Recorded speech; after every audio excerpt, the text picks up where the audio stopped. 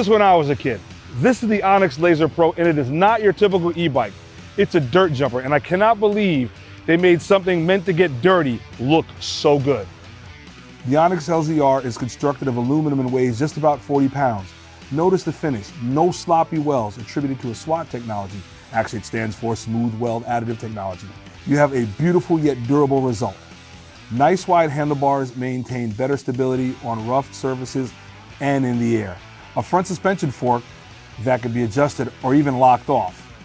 It's also equipped with durable through axles and rolls on 27-inch rims with knobby tires.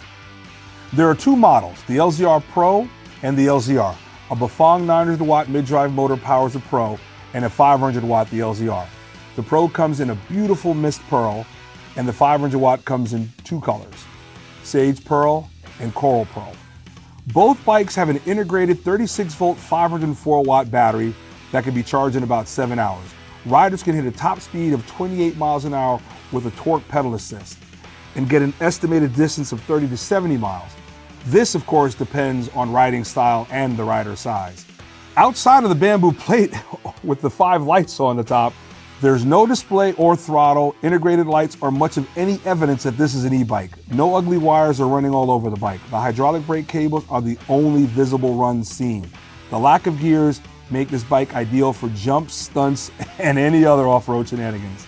Although the Onyx LZR Pro was designed for off-road fun, it performed well as a daily commuter. I just had to mount some lights to make it more visible at night. If you want a bike that doesn't look like an e-bike, then this is the one. If you want an e-bike where you can go outside and do some reckless-ish, this is the one. They make two models, the LZR Pro and the LZR. The Pro model has a 900-watt motor, whereas the other has a 500-watt motor. The Pro model retails for $23.99, and the standard one retails for $19.99. Let us know in the comments below if you think this is the bike for you or which one is, and be sure to like and subscribe.